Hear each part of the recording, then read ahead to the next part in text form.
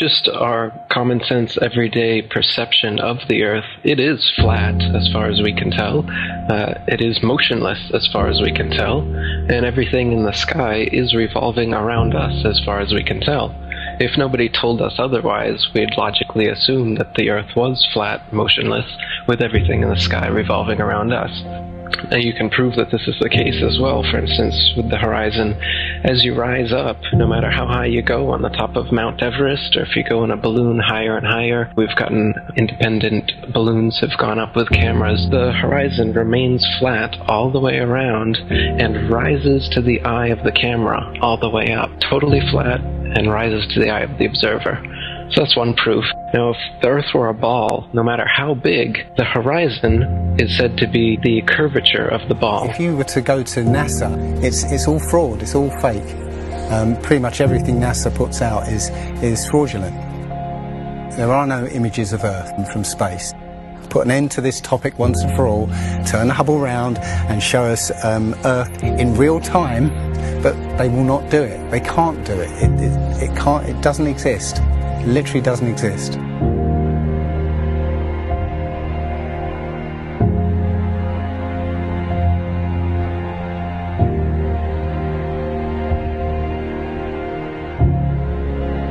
Looking at these images of Earth, including the one they called the Big Blue Marble, which was released in 2002, I think.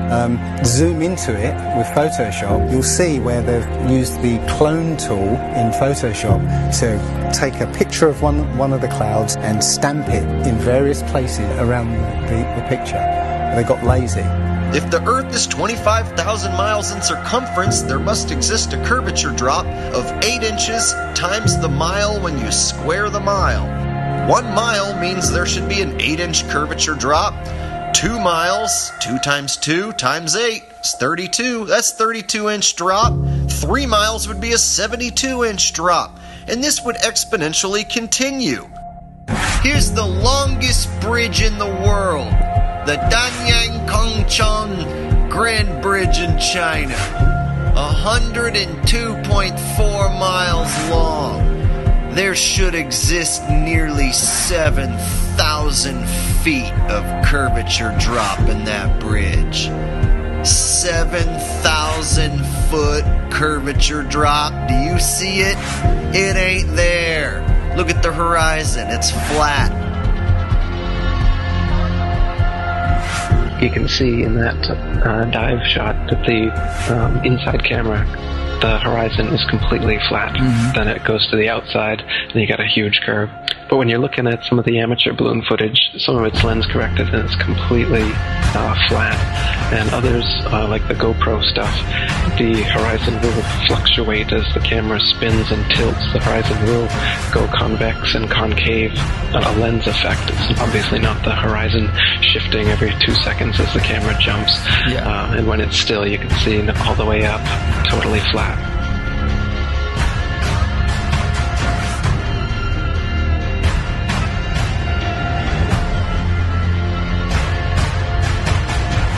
NASA is essentially Hollywood, and all the images that you think you've seen of a spinning ball Earth are faked.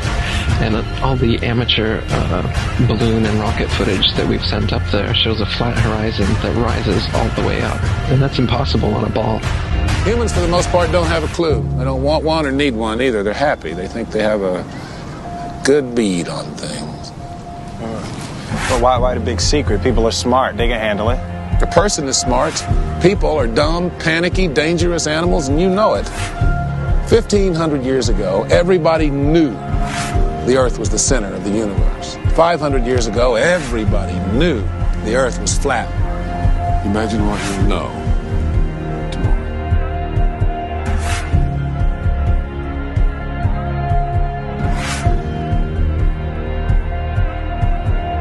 The horizon, for instance, is always completely flat, and you don't feel any motion. So if you were just born today and looked out, you wouldn't assume that you're standing on a spinning ball. You'd assume that you were on a flat, motionless plane. So to assume that we are on a spinning ball is actually contrary to our common sense and our everyday experience. And there's also experiments that have been done to test whether we're on a spinning ball or not.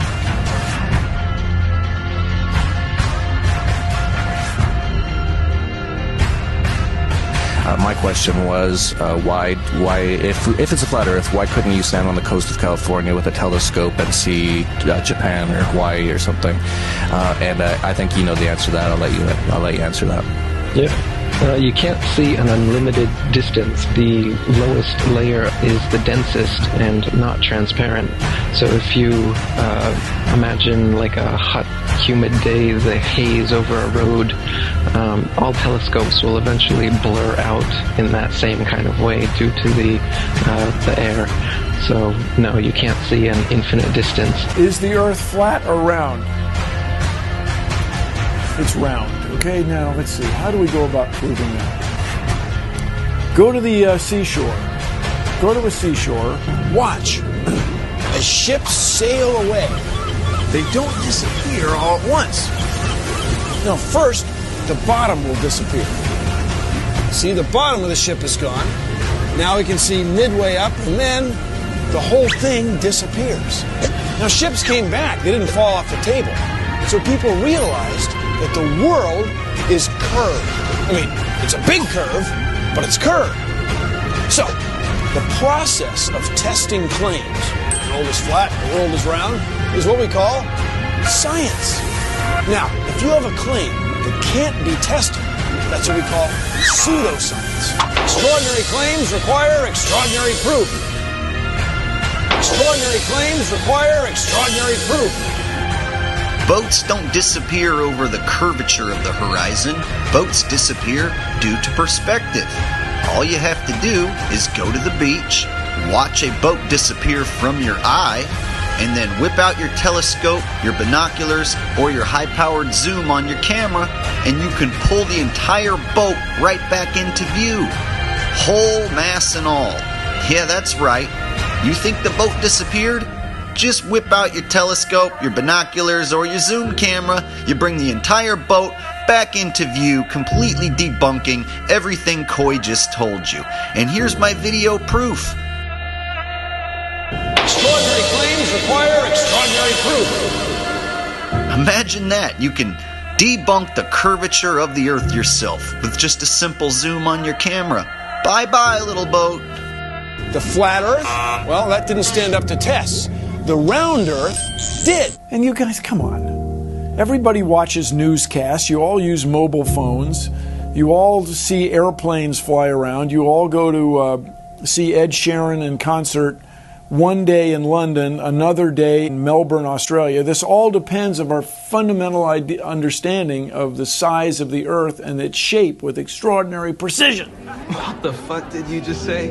The way we teach science is you're just some empty vessel and we pour the science into you and then you regurgitate it on an exam. Right. Because Earth, we know it spins once day, yes. Off to a great start. So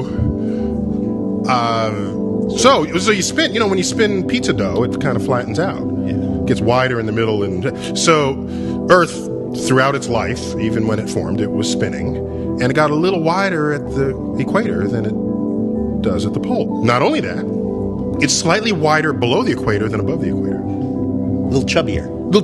Yeah. Chubby's a good way. It's like pear-shaped. Yeah. So, it turns out the pear-shapedness is bigger than the height of Mount Everest above sea level. Well, let me just so you understand. We've been fed a lie our entire... I want to call it a lie. We've been fed... It's a point of view thing, I think. We've been fed Earth has been misrepresented to us by... Science! Pear-shaped. Science! So they're all trying to figure out, is the universe spinning around us or are we spinning around the universe? They tell you We don't know shit. We're looking at a bunch of lights in the goddamn sky. You're gonna tell me that light and that light that's 250, 100 trillion light years away? How the fuck did you figure that out? Well, don't they have an explanation for that shit? No, exactly. That's what you just said right now. What you just said now is what everyone's natural reaction. Because anytime someone says anything about space, you automatically think, someone figured it out. You don't know the guy's name. You don't know the name of the experiment. You didn't look into it yourself. You just think when someone tells you, how far is the Earth from the sun? They'll say, 93 million miles away. Like you just, you everybody relies on someone figured that out and someone double checked it. You're going on what you read. And right now, cosmology, they don't know what the fuck to do. You know what they found out? The cosmic microwave background shows that all the galaxies are on shelves lined up to us. That we're at the fucking center. They don't know what to think about. Yeah, there's a lot of controversy going on about it. You should see the stars do all sorts of strange motions, but you don't. You only see them make these perfect circles. That tells me that it's the stars that are moving, not the Earth. The Copernicus principle, the one that we live by, is that we're insignificant, we mean nothing, we're a speck in the universe. That's the heliocentric model, that we go around the sun. The geocentric model means that everything goes around us. That's what this is in the Bible. That's what the first astronomers were saying. Ptolemy was the first one to say, yeah, we are the center. You can tell based on these observations, everything's revolving around us. Earth is the center of the universe, and we stand still, and the universe spins around us. You know what? They've lied so much. NASA's lied so goddamn much that I don't believe shit I see. They've got that satellite image of that frozen moon. What's that frozen moon? Oh, let me see if that's CGI. Find that They got a picture of a frozen fucking moon? I guarantee you it's CGI. No way they could take a picture. Heliocentric models in trouble. Watch as the sunlight shrinks and follows the sun. It's definitely a locally illuminating sun, not far away, not very big, and definitely not 93 million miles away.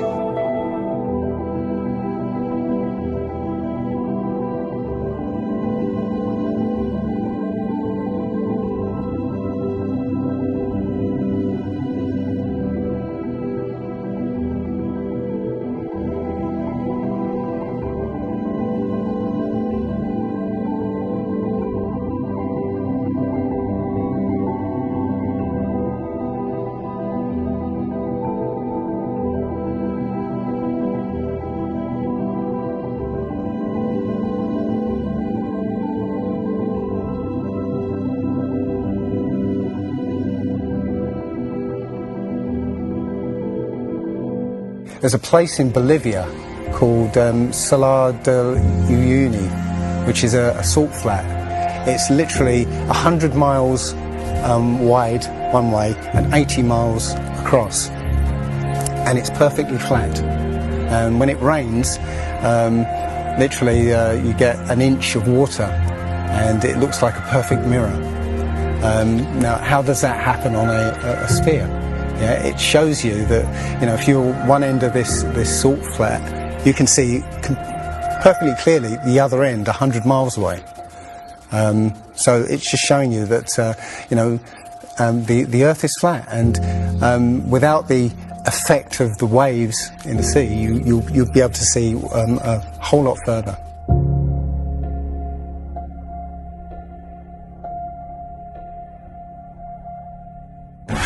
Took a picture across the Great Lakes from Michigan and was able to see, I believe, Chicago, which he shouldn't have been able to see. And the television station basically said it was a mirage. I found this photo, Grandmere State Park. This is from Joshua Nowicki, and what you're seeing here is a mirage. We typically would not be able to see this from the Lake Michigan shore. We talked about this last night. Conditions are right on the lake that we're actually seeing a mirage of the Chicago skyline. Warning,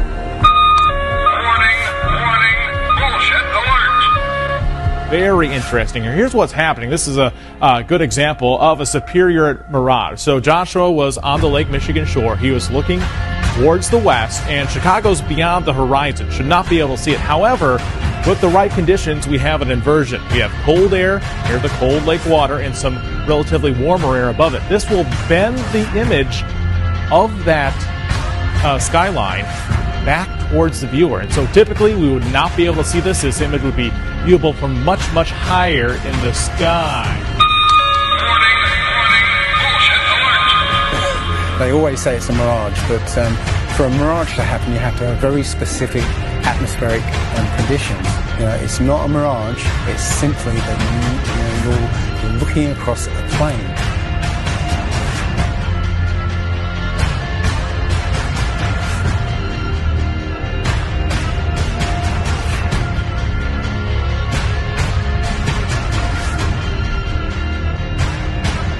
Now, how come in all these ball pictures, man, you can see all the continents pretty much, and there's just a little bit of clouds here and there. Man, it's like some of these pictures, like there's some where they show the Earth at night and you can see all the lights and stuff. It's like, you're telling me the entire continent didn't have clouds? The entire fucking continent, like you can see Africa and all these lights and all this stuff, like, if you turn on your porch light, I guess you can see it from space, apparently. And it's like there's no clouds in some of these pictures. And they spelled out the word sex, right, recently, probably a few months ago, in one of the clouds. But, if they do their research, they say, well, those are composites. And I said, well, how come they copy and paste the clouds on some of these? And they use the same cloud form. Like, if you're going to make a composite, but you shouldn't be copying and pasting clouds. That means you're adding stuff that's not real. Yeah, and the thing is, those pictures that you're talking about, the blue marble pictures, I think it's about maybe 8 to 10 of them over time that NASA has put out, and you're absolutely right. None of those pictures look the same. The color of the water is different. Like you said, the continents are different sizes. It's just unbelievable. And I think what happened originally was they would put these things out and nobody was paying any attention to it. And then all of a sudden now, people are paying attention to it, and now they're pulling these pictures in, and it's an obvious fraud. What? And the thing is, there's supposedly tens of thousands of satellites orbiting Earth.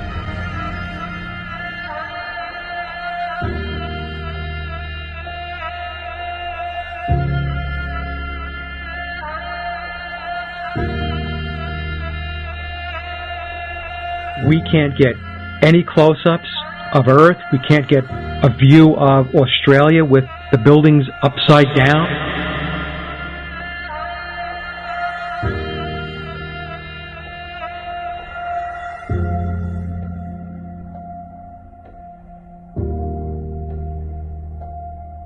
And they'll look at you like you're crazy.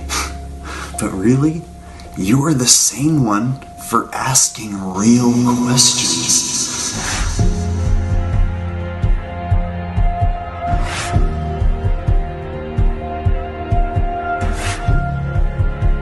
They're the fucking idiots for just repeating school book bullshit. That's how it works.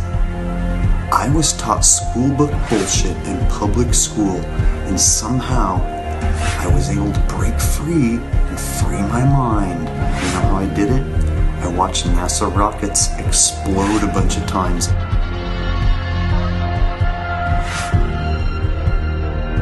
Fly off sideways and not go to space. If you watch the trajectory of the space shuttle, it doesn't go straight up. It always goes in a curve and out to sea.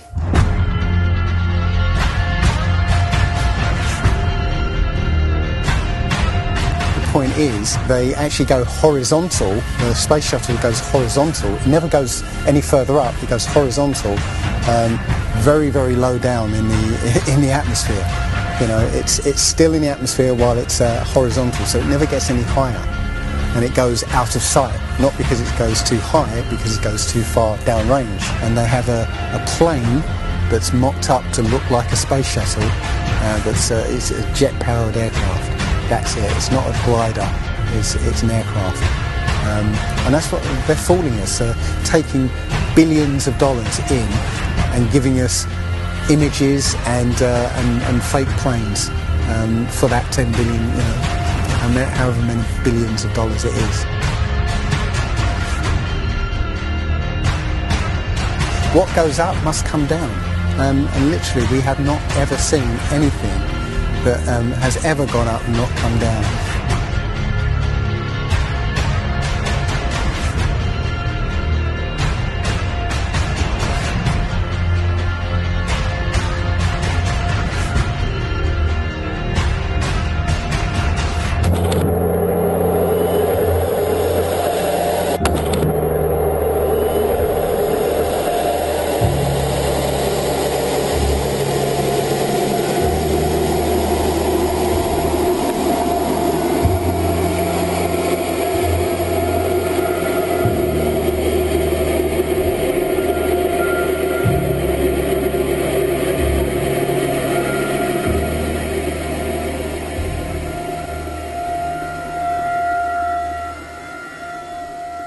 One thing I really want your generation to embrace is that the Earth is a closed system.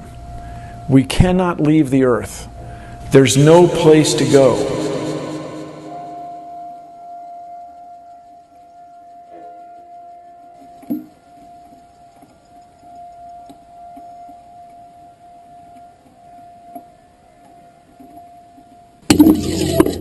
Rockets don't have brakes. It literally stopped. All of that angular momentum from the rotation of the rocket and the linear momentum from flying up just stopped. No, it had to have hit something. But what did it hit? If it hit a solid surface, the rocket would have been destroyed, and most likely the camera too, so we wouldn't have the footage, and obviously that's not the case.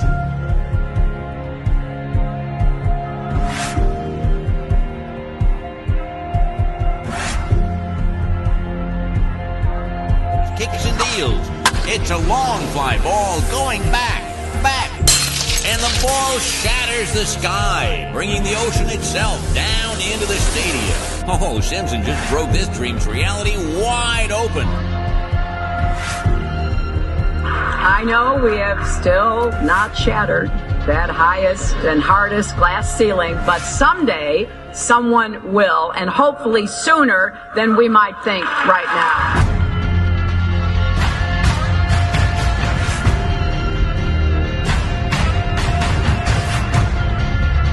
There's no place to go. Although we weren't able to shatter that highest, hardest glass ceiling this time, thanks to you, it's got about 18 million cracks in it. And it may be hard to see tonight, but we are all standing under a glass ceiling right now. People figured out that we were an enclosed system. The more advanced we got, it would be the biggest thought on our minds. That's all we care about. You could make a wildlife preserve 1,000 miles square. All people, all human beings would do is just be knocking on the fence constantly, going, why is this fence here? Who built the fence? Why are we in here? And so on and so on. Why do you think that Truman has never come close to discovering the true nature of his world until now? We accept the reality of the world with which we're presented. Earth, yep, Earth, yep. Oh. Earth! If you start here, and you go around long enough in the same direction, you wind up in the place you started from. Yes, Thomas? Why don't we fall off when we walk underneath, Miss Sarah? Because of a force called gravity. What does gravity look like? Gravity is something we can't see, but we know it's a great invisible force that keeps us all here on Earth. It's a natural force that keeps us all from flying off into space. We were always told that the world is flat. You are told right. Don't listen to her. I've been patient with you, Sarah. One knows I've been patient, but now your words have revealed you. The law of gravity was discovered by Sir Isaac Newton in 1687. That's almost 200 years ago, Uncle Evan. But there is only one law. The law of God. What is gravity? You have no idea. Okay, next question. Wow. No, here's the difference. We can describe gravity. We can say what it does to other things. We can measure it, predict with it. But when you start asking, like, what it is, I don't know. Einstein, in an Einsteinian answer, we would say gravity is the curvature of space and time. And objects will follow the curvature of space-time, and we interpret that as a force of gravity. That's probably the best answer I can give to a what is gravity question, or why is there gravity. That's the best I can do there. I think that's a good start.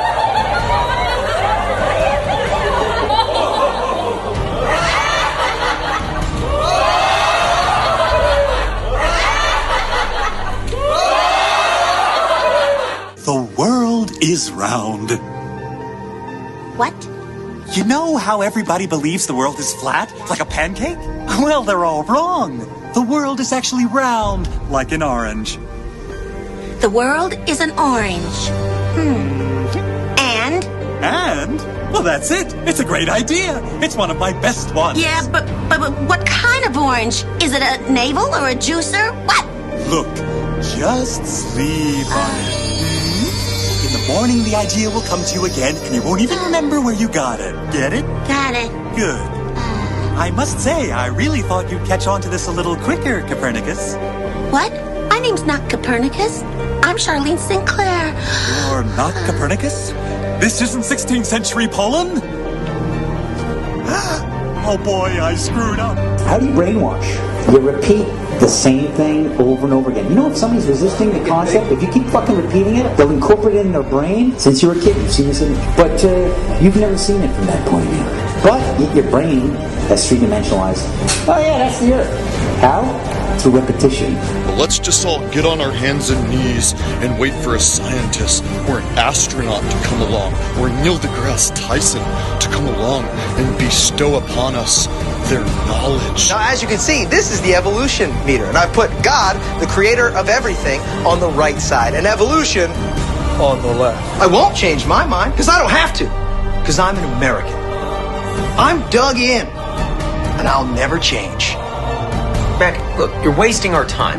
You're not going to get us to not believe in evolution. And why is that? Because the smartest scientists in the entire world all agree that it's real. I'm glad you brought that up. Mr. Reynolds, these were all the smartest scientists. Only problem is, they kept being wrong! Oh, this is insane, you fool! I'm a fool because I have more faith in the saints that wrote the Bible? Yeah, because you just read the words of a bunch of guys that you never met, and you just take it on faith that everything they wrote was true.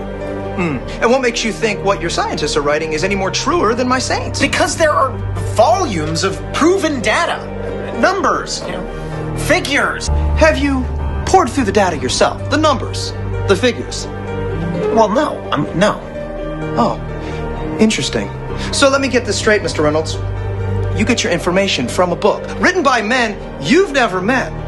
And you take their words as truth based on a willingness to believe, a desire to accept, a leap of, dare I say it, faith? Come on. Look, I mean, I don't even know how I'm supposed to respond to that. Come on. I rest my case. Matter tells space how to curve. Space tell... Did I get that right? The science community is ignoring a lot of the things that we're looking at. And so normal people are going out and doing experiments. And one of the experiments has turned up an amazing fact that we've not been told. And it destroys the whole idea of this heliocentric system. And that is the moon. Now, you can actually measure the temperature of the moonlight next to the temperature of the shade of the moonlight, and you'll find the moonlight is colder than the shade, the opposite from the sun. So the moon is throwing out its own light, and that light is the opposite from the sun.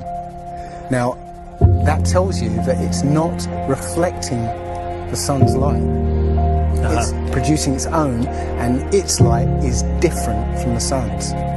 So, the scientific community have not told us this, because they won't tell us this, because it destroys this idea that the sun is lighting up the moon. Everyone knows, like, if you're in sunlight, it's colder in the shade, right? So if it's 100 degrees in Right. the sun, it's 90 degrees in the shade. You go to the moonlight, like especially in a full moon, especially if it's high in the sky, the moon is its own independent object. It is not reflecting the sun rays. The sun is its own object. Also, about the same size, which is, again, coincidentally, why the moon fits so perfectly in front of the sun during an eclipse. We always thought it was coincidence that even though it was 400 times farther away, that it was also exactly 400 times less diameter, which is why it fits. And the other weird thing about the moon, which everyone thinks, oh, it's just a coincidence, is that we never see the other side of it. It's constantly perfectly rotating, so we only see one side of the moon. Exactly one side. It's not like we have like a quarter of a degree every 5 years or half a degree here and there. It's always the same side. There are no coincidences when it comes to this system. It was deliberately built, but I think it was deliberately built to be detected. And I think we were naturally supposed to figure this thing out maybe as late as the 1970s, but the government figured it out first, and they have been spending a heck of a lot of money trying to keep it a secret.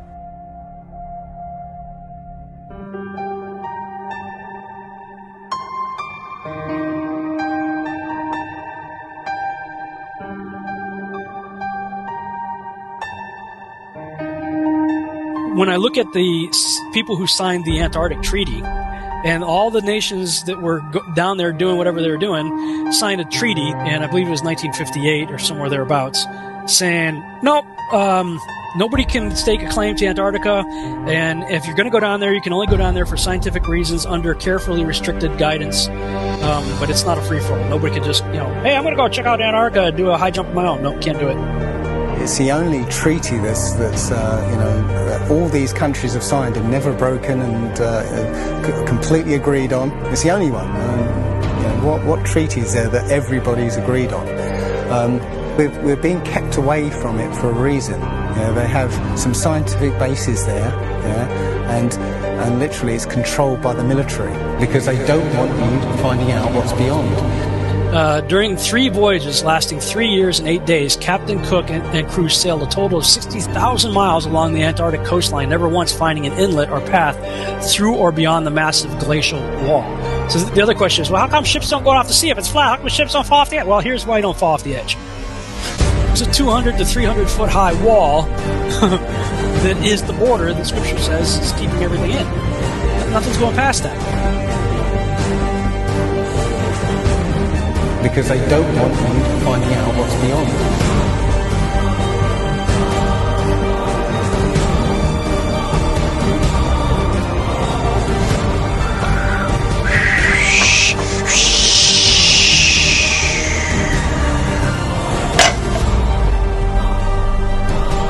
Personally, I think the unconquered south face is the only one worth scaling. It's a 20,000-foot sheer wall of ice. But that's never stopped me before. Risk? Of course I'm aware of the risks. Thank you for your concern. Here's the picture of the Earth from space. There it is. Since you were a kid, you've seen this image. But you've never seen it from that point of view. You've never seen that with your eyes from that scale of a model, that point of view, from outside of the planet's surface. Well, here's the first image that sold the whole thing. 1482. This is when they came up with this idea. We are on that thing. It's a ball. Hey, we should go to the North and the South Pole. We didn't do it yet. It's a fucking ball. Hey, nobody's even jumped up high enough to see if it is a ball. They can't do that. We don't have planes yet. It's a ball. You know what? We adopted this whole model 400 or 500 years before the airplane. 400 years before the airplane, pretty much. Beginning in the 1900s? They went to the North Pole in the 1900s. This is 1482. Nobody went to the top of the globe, to the bottom, or flew up, or built a skyscraper. It's funny that we said that this is what we're in right now. This is what we're on before any instrument approved. This is the first time we actually had an instrument of flight. Actually go high enough to actually fucking check out if what we agreed to 500 years ago was real. So if they were wrong after 500 years, the question is, what they tell you.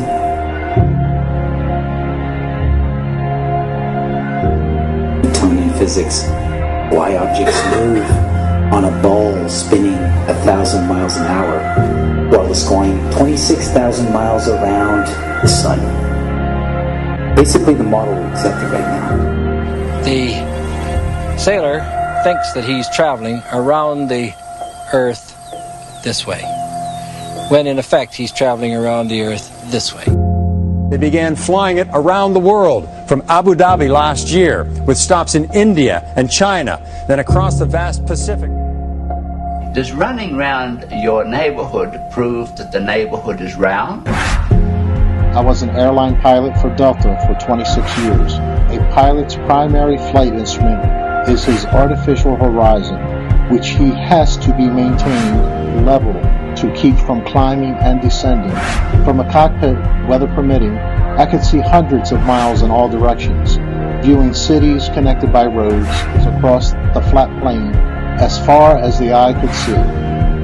Nothing ever leaned. If a pilot is flying around the curve of the Earth, then he should be dipping the nose down every 5 minutes. He should be dipping the nose down to stay around the curve.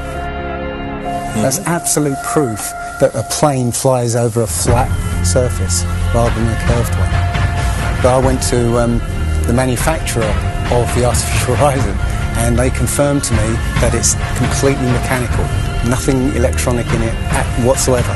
So it's literally just a gyroscope that can freely move.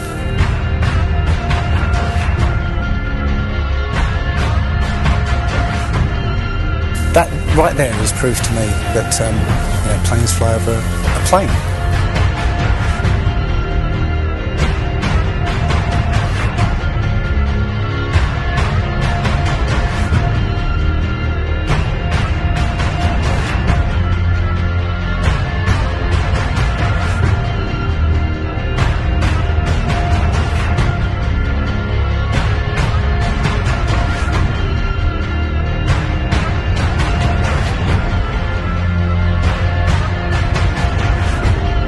Flat Earthers, it's time. We are going to destroy the Glowheads' arguments concerning flight routes. When you go onto the plane tracking software, you'll see hundreds and hundreds of flights over the northern hemisphere, and you can track those flights from beginning to end. When you look at any flight in the southern hemisphere, what you'll find is the flight takes off and disappears off the tracking. And that only leaves why. Why have they done this? What's the point of this grand deception? I think Eric Dubay explains it best. People are always asking, why do they do this? Other than the obvious profit margin motive, NASA being the biggest black budget black hole in existence, sucking in over $30 billion taxpayer money for the fake moon landings alone. Nowadays, hundreds of billions of dollars, and not just NASA, but RASA and all the other fake space organizations around the world giving CGI images for hundreds of billions of dollars. You want to put something in context. If you want to do something with $3.5 trillion, you can do whatever you want. Whatever you judge to be important to the profile of the nation that you are trying to build and to sustain. So by surreptitiously indoctrinating us into their scientific materialist sun worship, not only do we lose faith in anything beyond the material, we gain absolute faith in materiality, superficiality, status, selfishness, hedonism, and consumerism. If there's no God and everyone's just an accident, then all that really matters is me, me, me. So they've turned Madonna, the mother of God, into the material girl living in a material world. It's all about making us feel nothing, so that we can be used. If everybody realised how special we all are, how unique every single life is, then this whole world would change overnight. We wouldn't allow ourselves to be used by this cabal. I start from the supposition that the world is topsy-turvy, that things are all wrong, that the wrong people are in jail, and the wrong people are out of jail. That the wrong people are in power, that the wealth is distributed in this country and the world in such a way as not simply to require small reform, but to require a drastic reallocation of wealth. All we have to do is think about the state of the world today and realize that things are all upside down. Now, if you don't think, if you just listen to TV and read scholarly things, you actually begin to think that things are not so bad, or that just little things are wrong. But you have to get a little detached and then come back and look at the world, and you are horrified.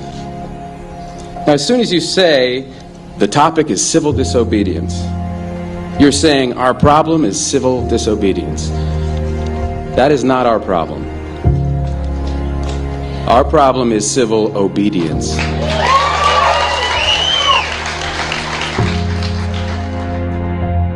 I think all our society is run by insane people for insane objectives.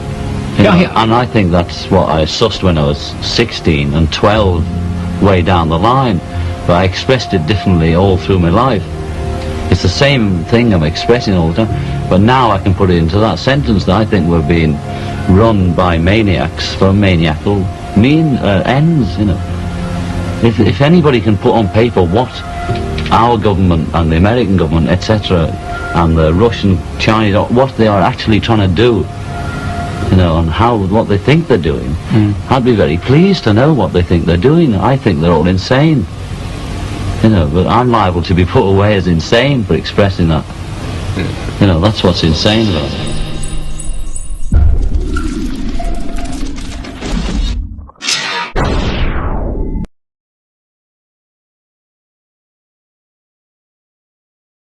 Hibbeler Productions.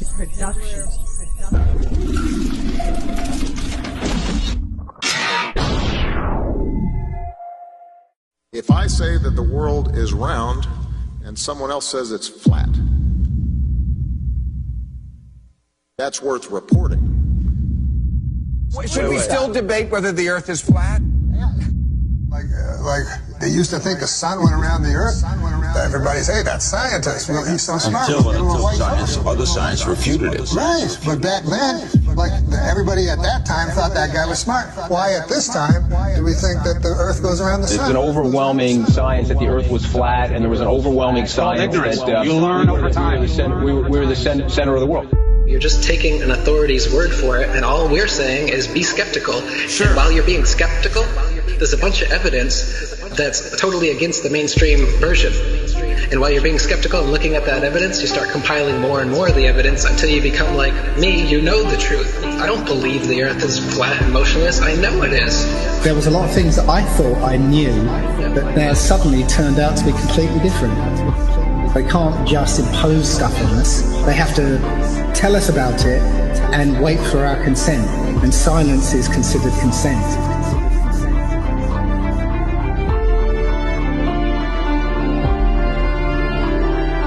If the sun was 93 million miles away, you wouldn't see that. We see in perspective. That is, the horizon is at our eye level. And as things recede from us, they tend to converge to the center of that horizon line, to a place that's known as the vanishing point. The sun rotates around us and only appears to rise and set because of the way our vision works.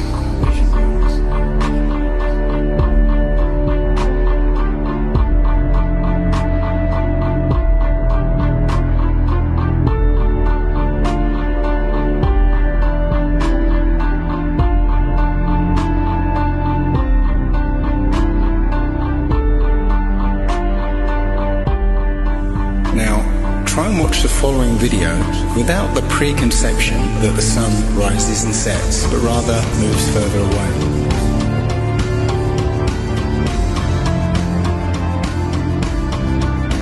The images of your world with curves or as a ball are CGI. You've seen those images all your life. They're paintings, they're computer generated images, or a little of both. Anything with a curve and the Earth is a fake. It's a fraud. You have never with your naked eyes ever seen the Earth as a ball from space. You never have. But you just have blind faith that that's what it looks like. If the Earth were actually a big ball, the horizon should sink as you ascend, not rise to your eye level, and it would dip at each end of your periphery, not remain flat all around, the horizon rising with the camera level and remaining perfectly flat, 360 degrees around. All the ancient cultures from the beginning of time have depicted a flat, kind of enclosed Earth. So we have this flat Earth cosmology all the way up into the 1900s when a big push was made to live on this round spinning ball flying around the sun. They are basically placing us on a speck of dust flying through infinite space where it was made from this accidental Big Bang. And we really don't mean very much, and everything is kind of an accident, and it kind of leads you into this mentality where things are meaningless. It doesn't matter what you do in life, but the more you research, the more you'll find that you can't prove the spinning ball Earth unless you're suffering from cognitive dissonance and you've been programmed your entire life. All scientific experiments show that we're being lied to about what mainstream science is saying about the Earth. If a pilot is flying around the curve of the Earth, then he should be dipping the nose down every 5 minutes. He should be dipping the nose down to stay around the curve.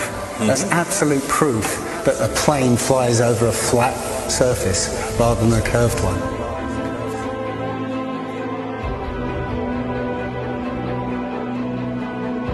A lot of people have these laser thermometers. Now, you can actually measure the temperature of the moonlight next to the temperature of the shade of the moonlight, and you'll find the moonlight is colder than the shade opposite from the sun. So the moon's throwing out its own light. The scientific community have not told us this.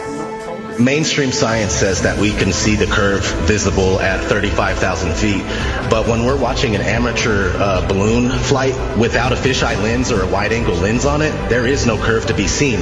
And basically, if we were living on a ball or a sphere of any sort, no matter how high you rise, you would have to look down to see the horizon.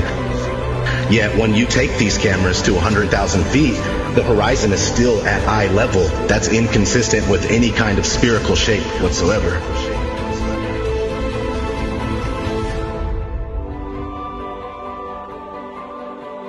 Others. They've got smaller gatekeepers for the flat earth that they've brought in to distort the message, and they give fake flat earth arguments hoping that you'll reach them before you reach someone like me, and then you'll hear their stupid arguments saying that gravity's real, but the flat earth disk is constantly rising, and that's what causes us to, things to fall. They'll give explanations like this, which to any sound thinking person will totally reject, and then they'll totally reject the entire flat earth model based on these little bits of disinformation that are being given.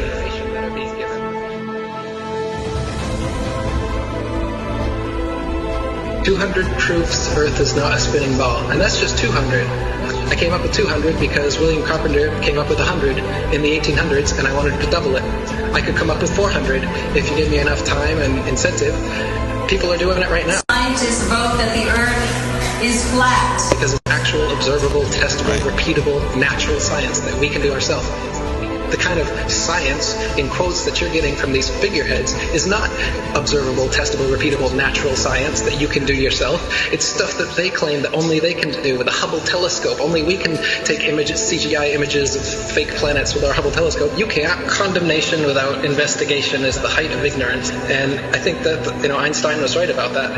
I don't believe in anything, but I do investigate everything. I don't just take things at face value or take somebody's word for it. I want to know for myself. And if I can't know for myself, then I will happily be in the place of not knowing. They need to have some authority figure telling them answers, and they're going to believe that, and that makes them feel safe. But me, I'm the opposite, where I like to be skeptical, and I think everybody would be better off if they did that instead of just believing some authority figure that tells you you're on a spinning ball that was exploded out of the Big Bang and you're a monkey man that evolved. You know, this is ridiculous, and it's obvious why they're doing it. They want you to think you're a monkey, a purposeless accident that comes from nothing. while they steal $50 million of your tax money every day. The motive is obvious. CGI images of fake planets with our Hubble telescope. But you can take a regular telescope and you can see that the images they give you are complete nonsense, cartoons, and what it actually looks like is pulsating lights in the sky.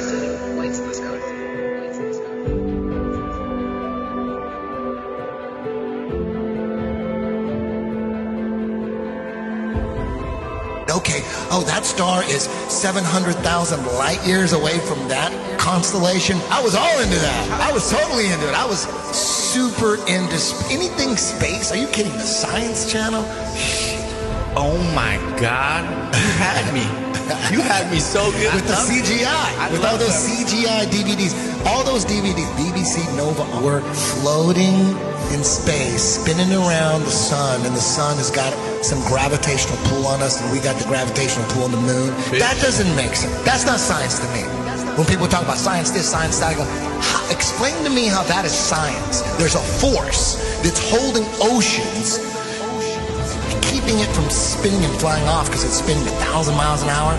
But as soon as we get to a certain altitude, it's all magic. It's not science. All that's magic. Us floating in space, and we're being connected to the sun. It has this force that's connected. That seems crazy. And we're flying through the universe, and the universe is endless. Like people say, well, if the Earth is flat, where's the edge? Like, where's the edge of this motherfucking universe? We're the center of the world.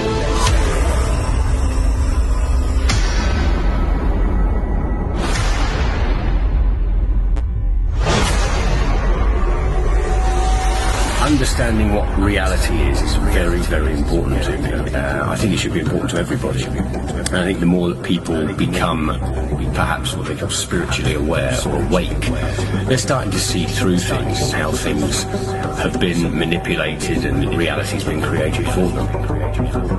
If, God forbid, everybody came and started demanding answers, and once they can't provide those answers, people realize they are busted. It can't be a mistake. It can't be anything but the deception and control mechanism it is. Because people are waking up. And no matter how much they try to suppress this flat earth movement, it's going to keep moving one way or another. You can see it. People are waking up. So now, louder than ever, I can hear that clock. Tick-tock, tick-tock, tick-tock, tick-tock.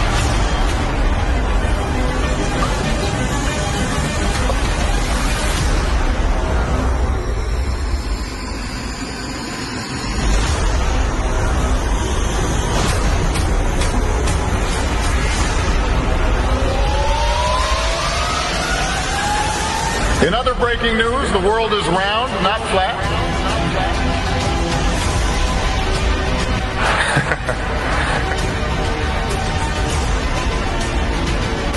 A strange message on Mount Rubidoux. The words Google Flat Earth were found carved into the riverside hill in letters that were 10 feet long.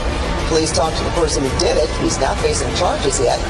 One possible explanation of the message: some still believe the world is flat, not round, and post about it online. So you can check with theodolites and telescopes and different methods, lasers, to see if the Earth actually does have that curvature.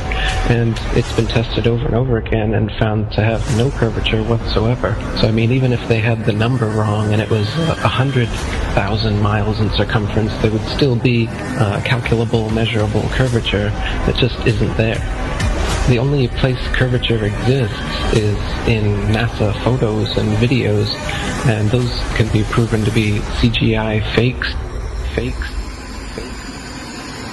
And the early ones were literally taken through a round window to make the Earth appear round.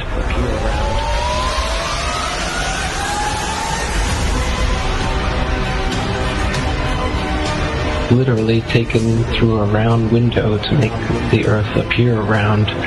Oh, this is a shot from 130,000 miles out. I guess it's from approaching. It's from approaching the moon, looking back at the Earth. If that's the Earth, is that like another spacecraft? No. That I have no idea what that is. It's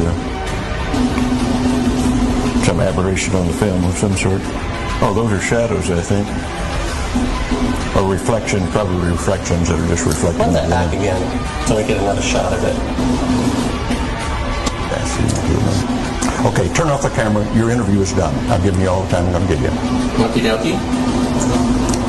Good to meet you. I don't say it's a pleasure. Understand. Please get your ass out of my house. Okay. And you came here under false pretenses, and I think you're an asshole. Lying about going to the moon is a satanic lie of gigantic proportions. I don't hit people, but you're going to be on the deck unless you get... I'm heading out. I appreciate it. And get the hell out of my house. You'll get a gun and shoot them at them before they get out of the office? We have a video camera running if you want to do it. Right. That would be great footage for us. See you later. In court, I hope. Want to call the CIA? Have them whacked. Where you put a transparency over the window and move the camera of the Earth and move the camera back away from the window. Turn off the lights in the spacecraft and appeared to be halfway to the moon when in fact they were in Earth orbit. Huh, really? Yeah, and they said it was the same way that you did it on Apollo 10. So we wanted to give you the opportunity to put your left hand on the Bible, to raise your right hand, to swear to God. Stick it in your ear. If you walked on the moon, we're given the opportunity to swear to God that you walked on the moon. I'm going to give you the opportunity to get the hell knocked out of you if you don't leave me alone. We found a very unique reel of footage that we queued up to show you. Yeah. And it's from the mission. And to our knowledge, no one has ever seen it before. And it's 30 years old. And you want me to see this while you have me on camera? Well, and to tell us what it is. That's correct. And you'll see this tape proves that. Okay, well, I'm not interested in satisfying your suppositions when there's all this evidence that we did. This proves, as you see, that you were using the window to demonstrate that you were halfway to the moon when you were... Turn the camera off, please. Turn the camera off. Well, you're talking to the wrong guy. Why don't you talk to the administrator at NASA? We're passengers. We're guys going on a flight. You're a coward and a liar and a thief. Did you see shooting stars? Did you see the shooting stars? Yeah, I'm getting to that. Oh, okay. But a lot of noise going on. So I don't know the results of some of the experiments they've conducted. The point is they can't get that far from here, and they're really in the protective confines of the Earth. They're really in the protective confines of the Earth. They're really in the protective International confines of the Space Crew attempted a spacewalk outside the station. Here's a live look at the astronauts. Well, I don't believe that's... Yeah. Where's their space? So this is photo trickery and brainwashing that's got the world thinking that we're on a ball spinning around the sun with a magical force called gravity holding us on the underside of this spinning ball.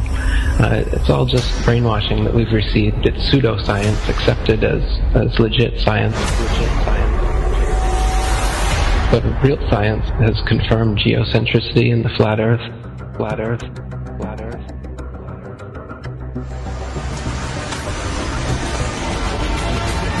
The best way to brainwash the whole world, to lie to the whole world about what the world is. In reality, we're not a cosmic accidental sneeze, nothingness turned everything.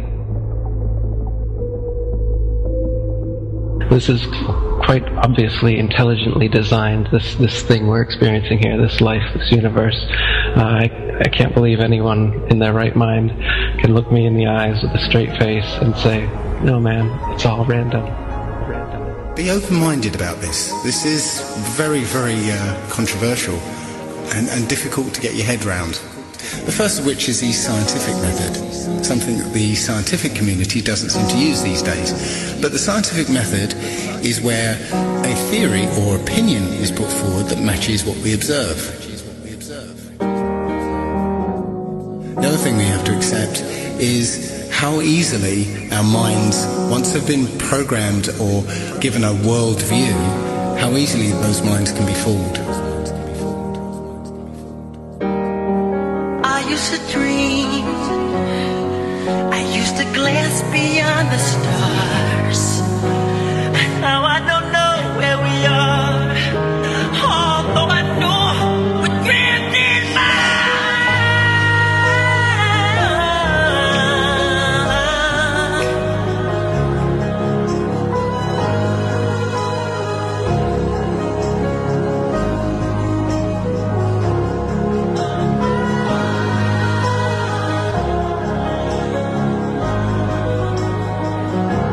The Earth isn't spinning or orbiting or being dragged. The Earth is fixed, and it's the stars that are moving.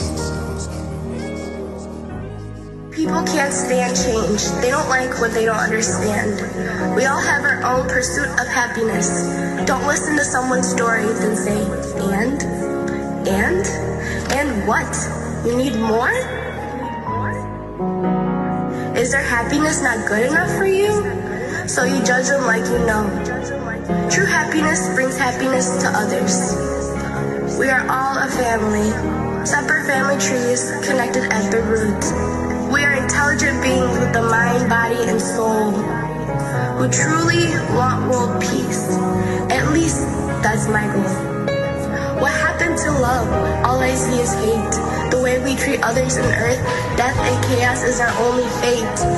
Every living thing has value and should be treated as such. We only have one earth, but act like we have so much. Do you not realize we are in control, not the 2%, who so-called own the world because it was money well spent? When there is no food, will you eat the money? When there is nothing left, will you still think this is fun? Remember, I warned you. I hope I opened your eyes so the world really gets better before it's too late to relent.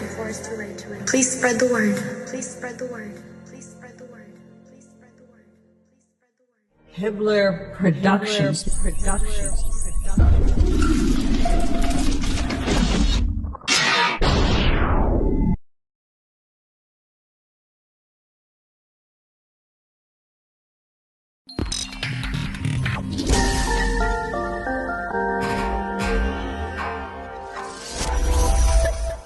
The directive I'm signing today will refocus America's space program on human exploration and discovery. It marks an important step in returning American astronauts to the moon for the first time since 1972 for long-term exploration and use. This time, we will not only plant our flag and leave our footprint, we will establish a foundation for an eventual mission to Mars and perhaps someday to many worlds beyond. I'd go to the moon in a nanosecond. The problem is we don't have the technology to do that anymore. We used to, but we destroyed that technology, and it's a painful process to build it back again. It's a painful process to build it back again. Many of us and many other people in many places have speculated on the meaning of this first landing on another body in space. Would each of you give us your estimate of what is the meaning of this to all of us?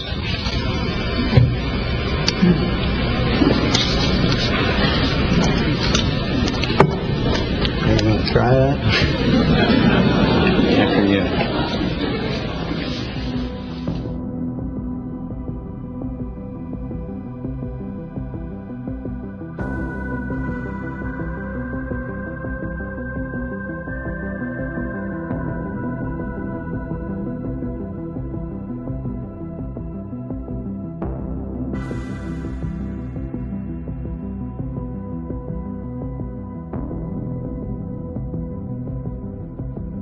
That's how fake what they're showing us is.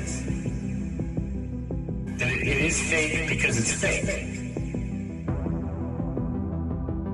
And they're going to continue to fake it until they're gone. They must only exist to perpetrate the fraud. That's their entire goal.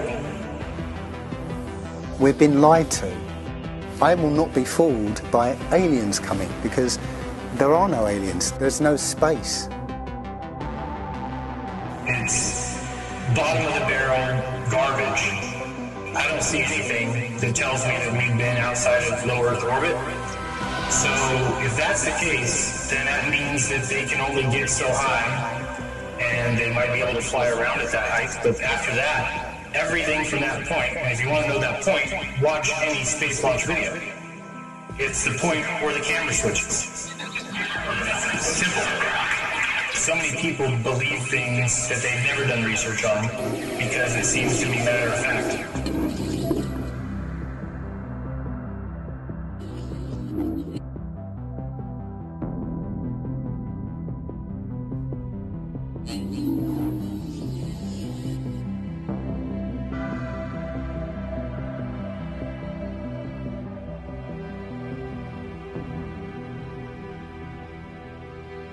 You have to use your own imagination as to what the world might be because we were lied to about what it is. My imagination isn't trying to deceive me. This world is very different from what most people think it is. Rise up, look at that great cosmic light and think about it. That gets up in the eastern horizon every morning and moves across the sky with a kind of symphony of motion and paints its technicolor across the blue, a light that man can never make.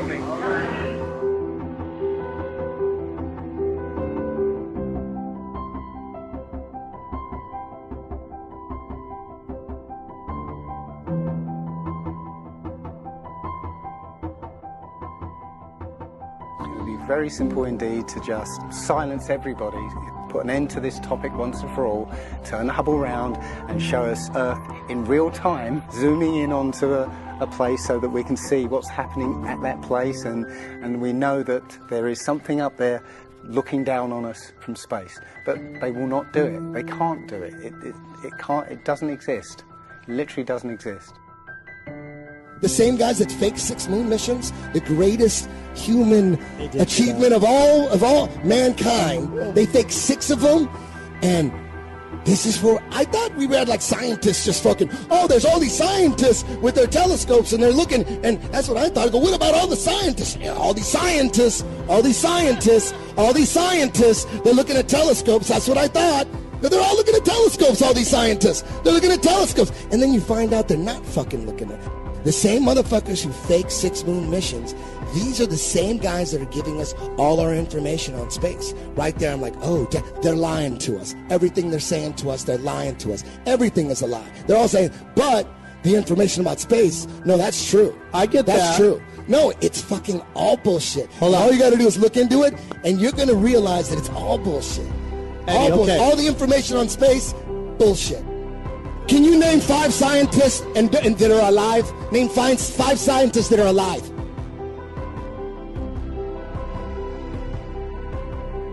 I'm waiting.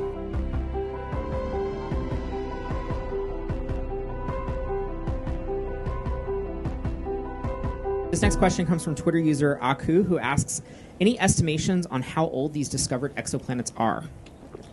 Yeah, the age of the star and the system itself is poorly constrained.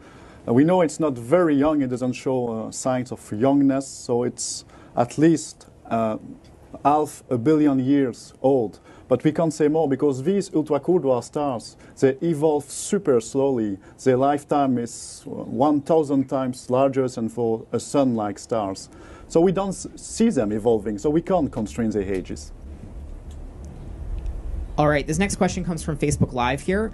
What is the distance between these 3 planets? Is it something like 500,000 kilometers? And what is the distance between E and the star? The distance between the planets are a few times the distance between the Earth and the Moon. So we're talking about something like millions of kilometers and not hundreds of millions of kilometers for an Earth around a Sun-like star. And for the planet F, the distance is something like 5% the distance between the Earth and the Sun. So it's much, much closer to its star. I think it's important that everybody does their own research, and I try to point that out as often as possible, and I try to say it as often as I can, because if you ever are listening to what someone's telling you, or you're watching me point out space fakery or what I think is a hoax, I'm doing that to kind of get you on your way. But all of space travel is fake. All of outer space and the way that we've been taught it, planets and nebulas, is completely different than we've been taught. And that realization ultimately comes with looking into this stuff yourself. People think space is what they've been told because they've been told. And that goes for scientists, that goes for professors, to look into the things that they're teaching. To tell children that they're spinning on a ball is an extraordinary claim. And to say that we're flying through space and that the atmosphere sticks with Earth sounds like extraordinary claims. Sounds like it's just ad hoc explanations for things that we would see on a spinning ball that we don't see because it's not spinning and it's not a ball. If they found out that what they're teaching is a lie, they would all stop tomorrow. And so I think that the main point of what I'm trying to say is going to be the importance behind actually doing your own research and showing NASA to be the fraud that they are. Because of the education that we were given, and because of the indoctrination, and because of every TV show and video and commercial and logo, if you're about the truth, if you care about actually talking about what things are true, and you actually respect people who are willing to speak out about that, then you will, come to the realization eventually that we've been lied to, on the largest possible scale. But I also know 100% one thing, and that's that they're hiding God. Without a doubt, in my mind, that is the reason for this all. And like you said, people are getting paid to do it. Students' claim is reigniting the debate about prayer in schools. The high schooler says an administrator kept her from praying before she ate her lunch. Senior running back Pedro Banda scored the touchdown that would send his team to the playoffs for the first time. But what Pedro did next got him kicked out of the game and put his football future in jeopardy. He pointed his hand to the sky and thanked God. When we say public schools, what we really mean is government schools. We have given to the government the role of educating our children. I think that's a bad idea.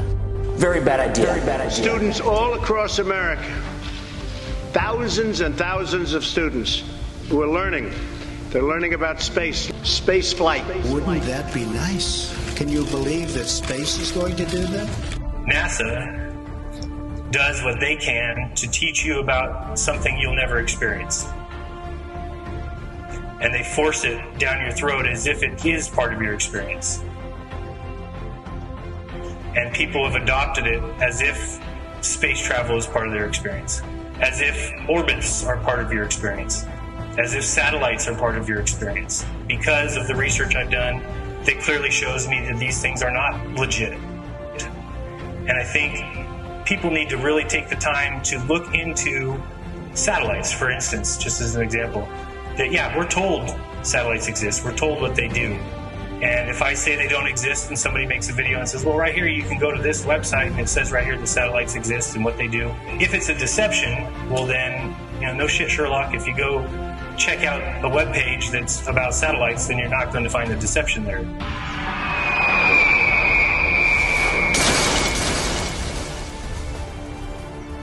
It's something that people just don't do. They don't demand proof of things that we're told. That's the problem. It is absolutely a joke to be shown CGI images, to be shown black and white images of Saturn's rings. It's a joke. It is absolutely the worst thing I've ever seen because of what it does to the minds of people. And science should always be about moving towards the truth. And science should never be settled. It should never be settled science. And it should always be open for question.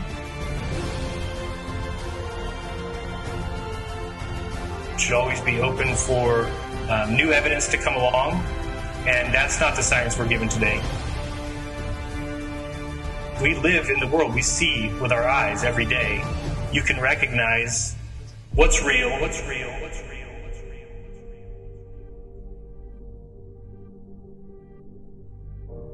And what's not, and what's not, and what's not.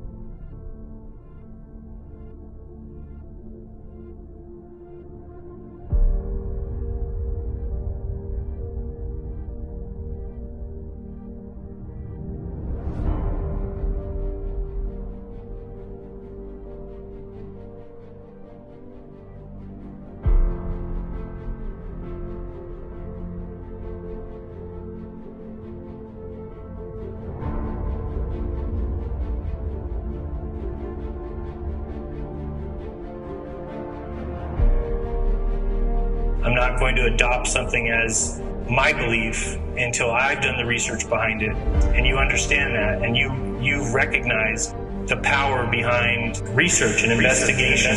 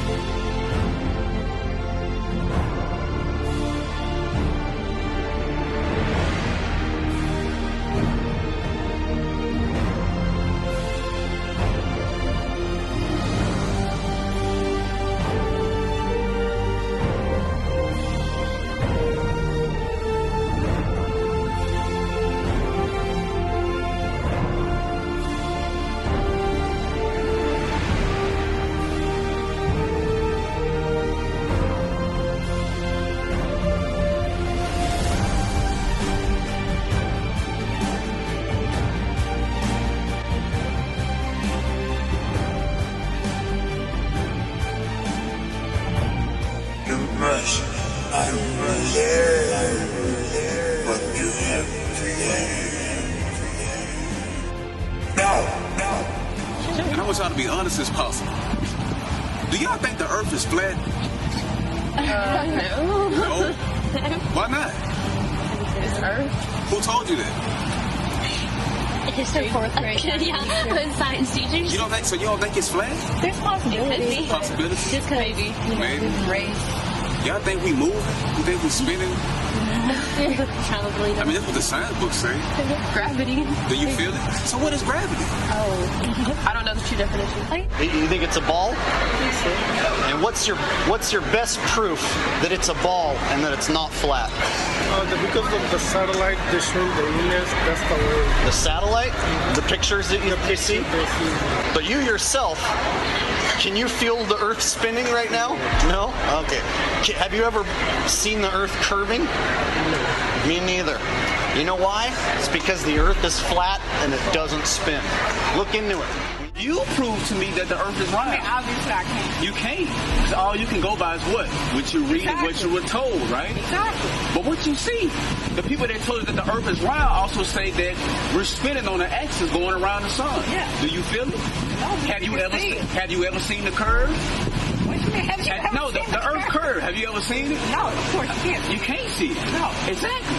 So how is it round? It can't be. It can't be. Okay. It can't just be. It just is. So many times during spacewalks outside the International Space Station, we can see air bubbles rising up. Can you touch on how there are air bubbles in space? Can you be more specific? Air bubbles? So yeah, like a lot of times during the footage, the NASA footage, you can see bubbles coming up out of the helmets or kind of from underneath you. Often, on the outside of the space station, you'll liberate little pieces of, it's a really harsh environment out there, and the outside of the space station gets beat up pretty good.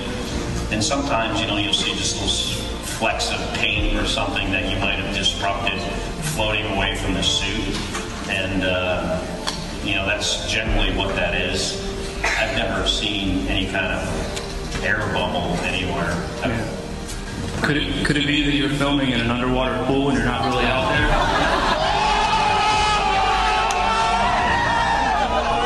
I encourage everyone to look up bubbles in space, hashtag bubbles in space. Thank you very much. Thank you. I beg you to do the research that I've done, which is just simply go and look at this stuff. Really question everything. Because if they faked it once, what's to stop them from faking it twice? And what's to stop them from faking it all? Everything about this world is fake.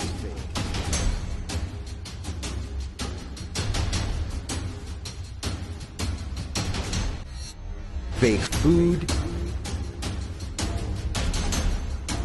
fake political system,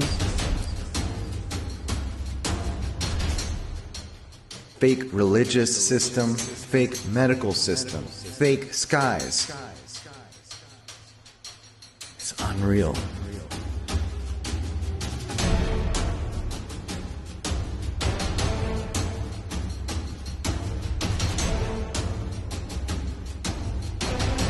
The American government has created weather tampering techniques so that the New World Order will be able to starve millions of Americans and to control the rest. There is weather control techniques. We have a complete package on that, which I did not bring, but I certainly will see to it that it is brought in for the record. Number one, the entire patents on the equipment. Number two, Senator Claiborne Pell's complete statement and story of his own that not only does it exist, but that we even utilized it as far back as the Vietnam War. You might want to touch base with Senator Pell. I just want to repeat before I turn it. So yes, but we do have all that information. You're saying the government in New World Order will be able to starve millions of Americans worldwide, millions of Americans, and to control the rest. Yes, sir. And if somebody had told me that that equipment even existed 10 years ago, I would have thought they were nuts, sir. And at this point in time, we have all the documents to prove it. And if you think that 85 tornadoes takes place in the middle of our growing area by simultaneous accident, I'm sorry. With the equipment that's already set up internationally, and as bizarre as that is, it is proven and documented. We will supply you with those documents. That they are the greatest weapon ever created in the world. Chemtrails.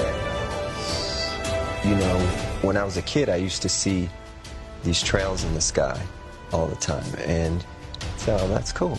A jet just went over. And then you started to see a whole bunch of them. And next thing you know, everybody in your neighborhood was fighting and arguing and you didn't know why. Okay, and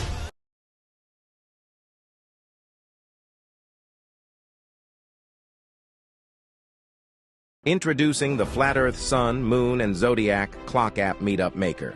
Never miss another meetup again. You can look up meetups in several different ways. Sort by date. You can search by location or within a 500-mile radius.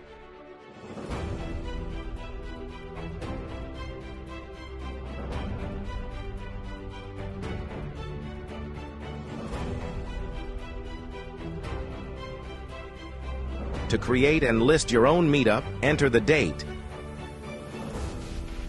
Give the meetup a name, a location name, add a photo, enter your contact information, create a group chat name, and then fill out the description with all of the details. Select your background color and hit the Save button to add your meetup to the list. Once the meetup is saved, it will ask you to create a group chat for all of the meetups so people can join the group and start a local chat community. Select Public Group, add your welcome message, and your meetup is now available for all to see. To make sure you don't miss another meetup in your area, you can select your desired radius and whether you want push notifications or email or both. Whenever a new meetup is added in your selected radius, you get notified. The Flat Earth, Sun, Moon, and Zodiac Clock Meetup Maker, bringing people together all around the plane.